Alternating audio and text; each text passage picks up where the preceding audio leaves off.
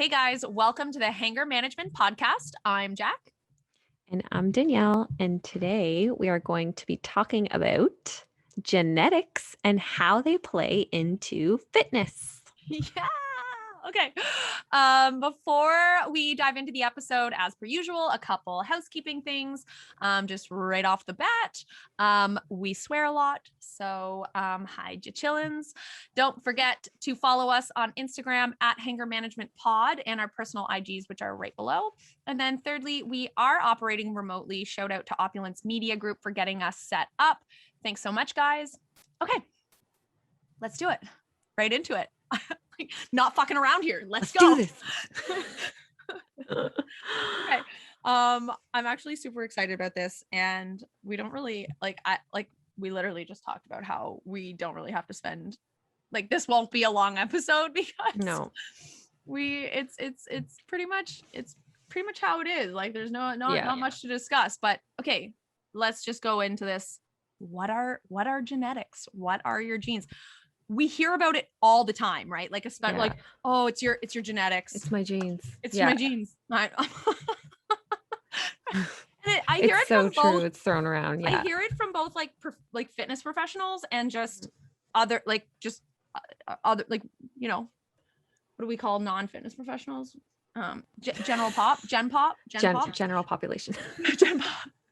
Like you hear it from both people saying like either like blaming their genes or like explaining something with their genes or whatever. But what are they? Yeah, what are they? Well, a quick Google search gave me a really great definition. Dr. Google. Well, because like everybody knows what they are, but how to explain them, right? And it's just basically that they're traits, typically passed down from your parents to the child. Those are your genetics. They make you. You're unique. Not anyone is the same. DNA might be another word that we would use. Yeah, DNA. So it's just the path of your genes. So it's built into your system. It's so like DNA is, I know this. How do I know this? You know why I know this? Jurassic Park. Yes. A little movie with the little thing. But yeah, DNA is like, it's self-replicating material, right? So it's something that's passed on through living organisms, not just humans, but all living organisms have DNA. And in humans, they create, like you said, they're your traits, or and that could be personality traits. Your eye color, the shape of your nose, like literally everything. But also, like we just talked about, before this was, how your hormone levels or your metabolism or how you put on muscle or how you lose weight, how your body responds to certain fitness approaches, right? That's that your genetics play into that, and that's what we're here to talk about, basically, right? Yes. Okay. Yes. So I want to talk. You didn't even remember this when I just told you, but this was literally one of the first things we kind of talked about after posing in competition stuff. Yeah. I remember I was down south. I was in New Orleans. I was living kind of back and forth at the time. And I was posting all these pictures about all this stuff I was eating, and it was I was and I was getting jacked from it. I remember you coming up to me at the gym when I got home and you were like, how can you do that? And didn't Terry tell you? Terry was straight up said she's just an animal. It's just the way she is. She genetics. Can just do that. I think he literally said, Danielle, she can just do that and you just can't. And that's because of your genetics. Right? That's why that story stays with me. I say it's your genetics. And I think over the last couple of years in our friendship, we've really seen that. Yeah. Because you can give, so Danielle and I are perfect opposites because you can give us the exact same program, training program and nutrition program, literally like we can make all the same variables, we can down to the detail, and we will have completely different outcomes. It's so true. And like, I even remember some of the stuff that you could get away with eating like on prep. I could only dream of that. Like, I'm pretty sure you were like 1 week out and you had pizza. And I was like, huh? I think it was probably like a refeed or something. But yeah, no, literally. But it was pizza. Like, yes. Yeah, and I think that's exactly. So there's I feel like there's two ways to look at it. Like, a lot of people, just straight up, I'm just gonna be blunt, I think a lot of people blame genetics, right? They're like, oh my, you know, right? I just want to talk about this. After you say this, remind me, because I have a perfect example about this for myself. Okay. So a lot of people blame genetics and use it as like a cop out, right? It's like, oh, I just can't do that. It's just not in my genes. I can't do that. Yeah. And I guess your example is going to explain why that's a cop out and an excuse, because yes, your genetics can hold you back, but it's two ways to look at it, right? Because it's on the other end, you have to think about your happiness and like long-term. So it's like, yes, your genetics could be holding you back or could be kind of pigeonholing you in a certain area. But is it possible to go beyond that? Are there methods and techniques to, you know, override? Yes. Yeah. But at a certain point, you have to ask yourself, like, are those methods and techniques worth it and your happiness, right? So I think there's it goes both ways. But I want to know your experience with overriding your genetics. Yeah, it sounds like I don't like that word at all, because I don't want. I know that we don't actually. We're not hacking anything. Yeah, there's. Again, maybe just overcoming the mental piece of holding on to it as an excuse is what we'll say. That's a great. Because I very much used it as an excuse. Like, my sister was always, fit, small, athletic, whatever. And I was until a certain age, and then I really wasn't. Like, I used to be 40 pounds more than I am today. And that was just me. And I literally said, oh, I got the bad side of my family's genetics. My sister got the other side. No matter what, I'm always going to, be like this and just hold on to this extra weight. And I'm short, I'm 5'3", so that's very much overweight for that at that point in my life. And anyways, eventually I said, enough is enough. I'm going to go at this, nutrition thing. I want to feel better in my skin, feel better about me. And I'm super fit looking now. And I never thought I could look this way. And I just thought it wasn't in it for me. Jacked now. But seriously, I thought that I could never dream of looking like this. I thought that was my shape, but I wasn't doing the work though. No. I was half doing it. 100%. And you were kind of always kind of falling back on, oh, this is just how I am. It's harder for me. I just can't all that stuff. But, and I think, so you're absolutely right. I think that's a really good example of how we can tell ourselves stories. But I just want to say, because there is the other side. When you say first, also, I just want to go back and say, when you said you were overweight, I mean, you mean that in in a scientific my BMI way. Was classified as overweight. But also you were carrying around excess fat. It was your heart wasn't operating properly. You probably couldn't run. I would get on a treadmill and my heart rate would be 240. So 240. Yeah. So you weren't feeling it. It wasn't just you were, it has nothing to do with just oh no, I'm not throwing that word around. I'm literally using it as a medical classification of, for my height, my body weight, my age, I was overweight. Right. Yeah. And it was impacting your health. Not, it wasn't just aesthetics. So I just want to I ate clarify that. sidekicks every day. Fuck, I love sidekicks. They're so good. What's the little sour cream and onion one? That's my favorite one with the little noodles. Shit. Bacon and cheddar. Anyway. Okay. And I didn't exercise as well. And you didn't exercise. So yeah. So so I just want to say on the other side of this, because I really do just want to address this. There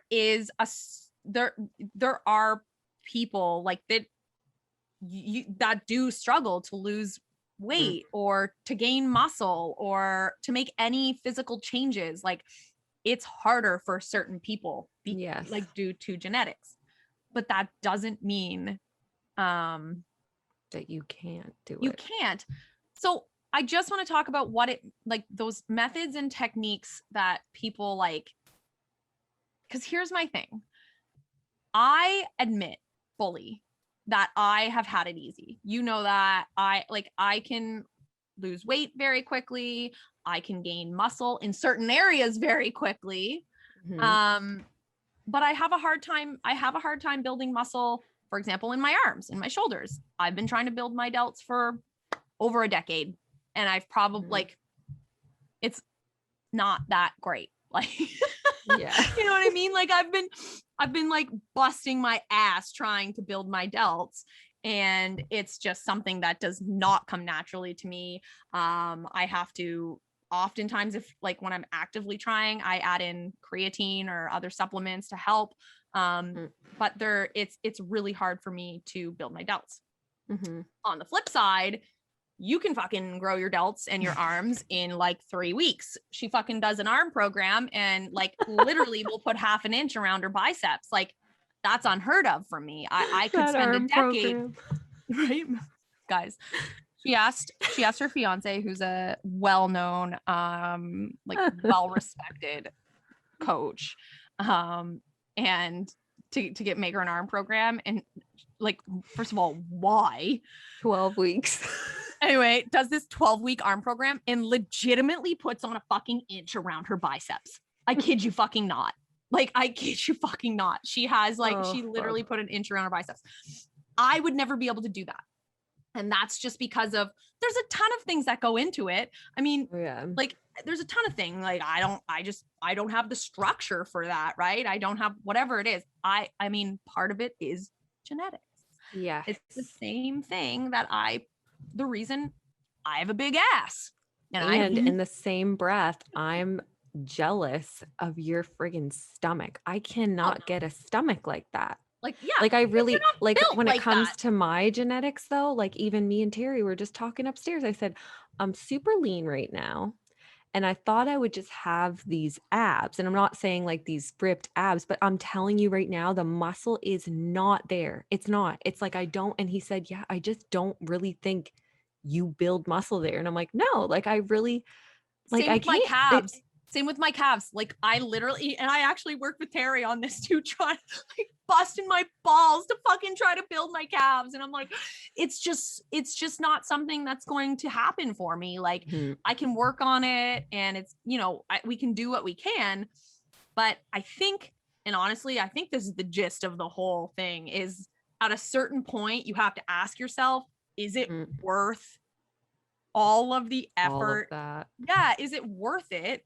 To like, for example, for you to try to achieve like the abs that you want, right? Like, let's say, okay, so I'm just trying to like off the top of my head, we add in creatine, we add in a bunch of weighted core exercises, we eliminate any sort of thing that could be causing like bloating.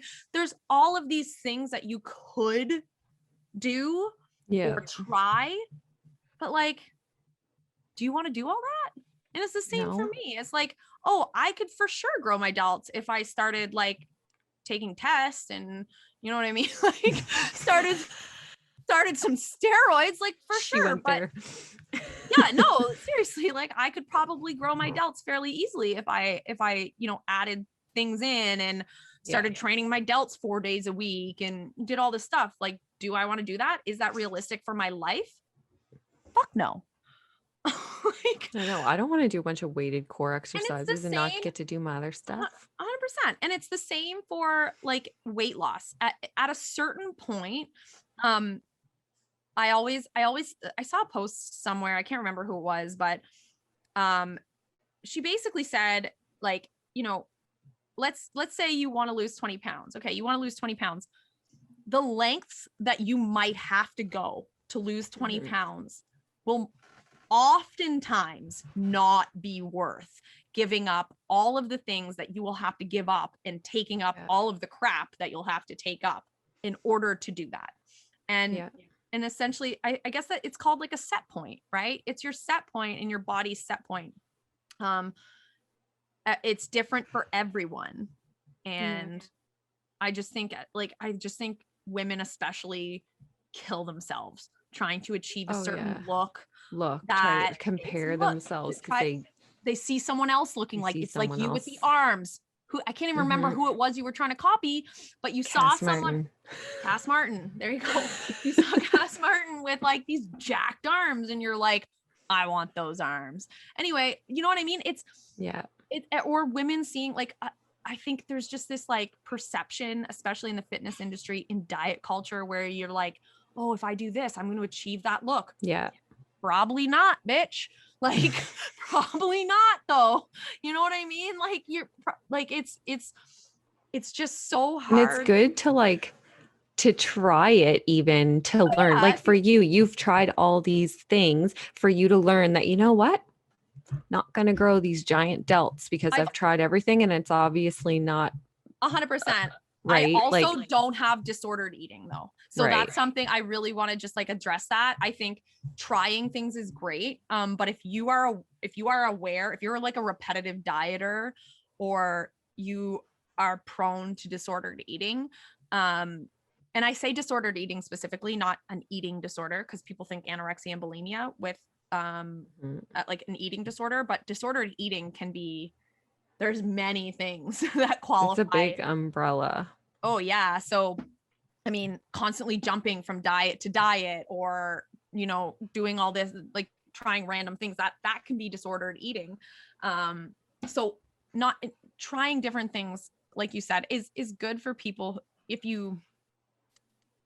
it's not impacting your mental and emotional health, essentially.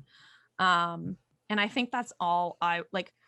At the end of the day, that's what I want to say about genetics, is that you do have a certain set point and you have to decide whether overriding your genetics is worth your mental and emotional health, because it will impact it at a certain point.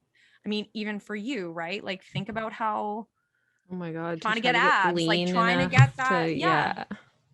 No, definitely. And I think too, like just going like kind of along with what you're saying too, is you got to get to a point where if you know that, you're doing everything healthy or right, you feel good and you feel good, but, and you still, some girls struggle with giant quads and they like, don't want, it's like, honey, those are your quads. Okay. You can't starve the quads off of you. You can't. That wouldn't be healthy or right. Yeah. And at the end of the day, you need to come to terms with what is your look and recognize that other people want your look that you don't want. Always everybody wants a look. It's the same with your friggin' hair, right? People who have straight blonde flat hair want big puffy big curls, right? And people with big voluminous curls want nice soft, like, you know what I mean? Like it's we can really, it's I just think it's really, I don't know, there's like a spectrum, right? Because I feel like I don't know how we got onto here with genetics, because there's like the spectrum to me, because on one hand, yes, you can override them, and yes, there are techniques that you can do, but more often than not, like you said, like some of those techniques and methods are not going to be healthy. No.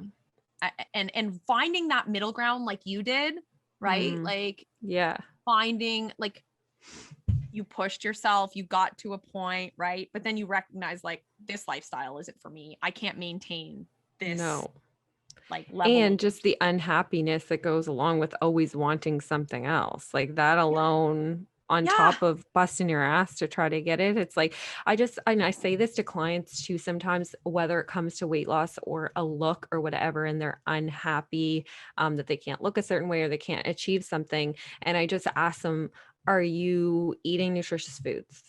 Yes. Are you drinking your water? Yes. Are you exercising? Yes. Okay. So why is that not enough? What would you rather? Also, do you feel good? Are you sleeping Yeah. well? Do you Like have at lots of least you're treating energy? your body right. Your body is thriving. It might not look a 100%. certain way that you feel, Yes. but you're going to have to come to terms with that because you're technically thriving. Don't you want that? Yes. Yes. And thousands of other women are looking at you, or hundreds, everyone, looking at you saying like Yeah. how amazing you look. And yeah, I think that's a really good point, right? Like you have to, and that's why we as coaches always talk about, the NSVs, the non-scale victories, and non-aesthetic goals, right? Like Yeah, lifting heavy. exactly. And I mean, think about you and your kettlebell stuff, right? Like you Oh, I started your know. kettlebell stuff and you're Love it. loving it. Happiest I've ever been, Not truthfully worrying training. about like how you're building things. You're just having a good time slinging Yeah. around some kettlebells. Right? Slinging them around, You getting, enjoy instead of, it. yeah, like it doesn't even always have to be like Jacqueline said, like the non-scale victories, like it can be strength based too. So for me, it's not even like a certain pound that I'm using, but maybe a technique or cleaning something up the way I'm doing it. Like find something Yeah. that just drives you wild and Yeah. be fucking proud of it. Yeah, man. I think yeah, absolutely. Honestly, I think that's it. Love it. That's the tea. That's the tea.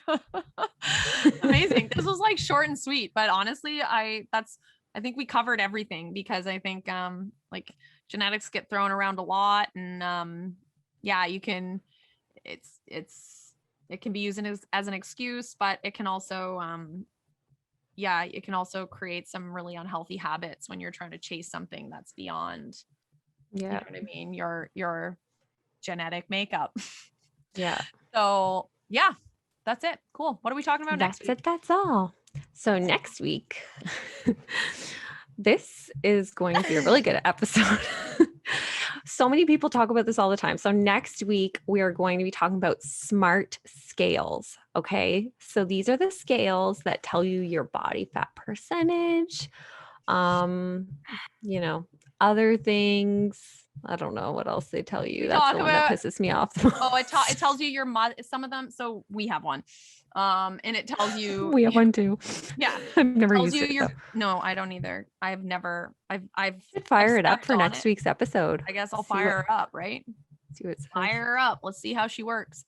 But it tells you your body, like your body fat percentage, your muscle mass, your water, Yeah. your water percentage, a couple other things. I'll look at it, but So honestly, not only does it tell you your weight and you're obsessed with that, it also it's gonna tell you all these other numbers for you to obsess about. Make it perfect. lower. So good for the mental portion of fitness. Love that for the industry. Like just Can't wait to talk about that. Can't wait That's to talk next about week. smart scales. Yeah, next week. All right, guys. Thank you so much for joining. Huge shout out to Opulence Media Group once again for getting us set up, and we'll chat next week.